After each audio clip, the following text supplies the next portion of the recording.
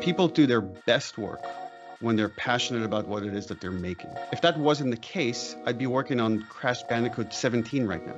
We decided to take a risk, like, let's do our first M-rated game, and that risk led to The Last of Us. I did not think it was going to be that successful. I thought some of it was too subtle and nuanced, and I just didn't think it would work as well, but it did. Again, I think a big part of it is because we were working on something that the entire studio was really passionate about.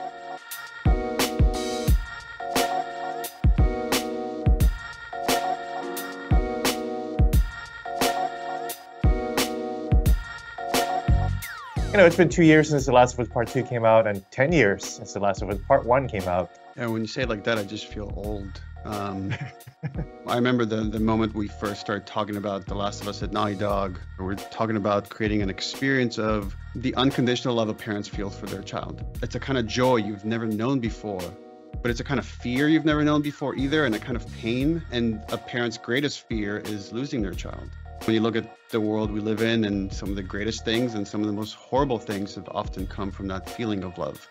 And to me, The Last of Us has always been an exploration of that. Some of the best storytelling sometimes in passive media, in TV and film, is scenes that don't have any dialogue. And it is just about reading a person's expression. One of the changes that we made for the TV show is we made Sam deaf.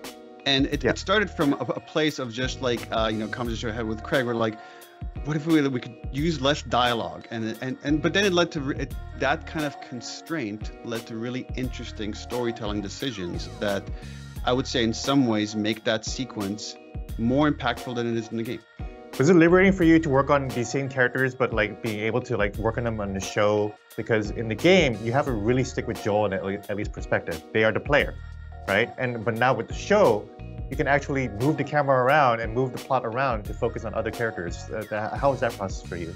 It was kind of thrilling. In trying to build a world, you often write and define more than what the player is going to experience, so they don't see the edges. Again, you want to define as much as further than what the player sees. So again, they don't feel like the world ends where their experience ends. With the show, you are not Joel, you are not Ellie. We get to see these really kind of interesting perspectives that speak to that theme of love. And the wonderful things that can come of it, and the horrible things that can come of it. And in a way, it can strengthen the journey that Joel and Ellie go to. So for example, when they crash their truck and they go against the quote unquote hunters, we get to humanize what is an obstacle for them. But therefore, I think their conflict becomes that much greater because you realize they're fighting against people that are also trying to survive. They're also trying to find their way in this world. They're not just henchmen.